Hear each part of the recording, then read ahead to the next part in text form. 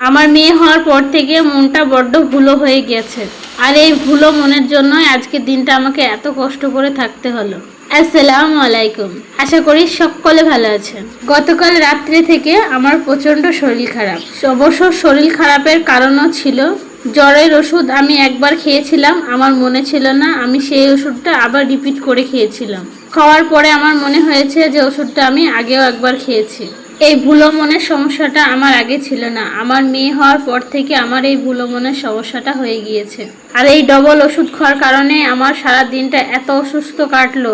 গতকাল রাত্রে থেকেই প্রচণ্ড বমি হচ্ছে আমার। সকাল সকাল উঠে কষ্টমষ্ট করে ঘর দেওয়াটা ঝাঁট দিয়ে গোসলটা আগে করে নিয়েছি ঠান্ডা পানিতে। অনেক সময় কি হয়, ওষুধের ওভারডোজ হয়ে গেলে গোসল করে নিলে শরীরটা একটু ফ্রেশ লাগে।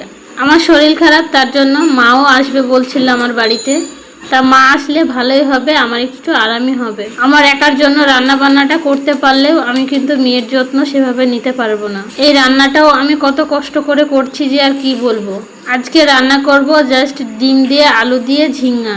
এনিওয়ে, আমি জাস্ট অল্প কিছু রান্না করে রেখে দিই, মা আসে আবার ভালো করে রান্না করবে। সিদ্ধ ডিমটা আমি অল্প করে ভেজে নিয়েছি। দুপুরে রান্না কমপ্লিট করার পরে দেখছি মা চলে এসেছে, সেই কাজে লেগে পড়েছে।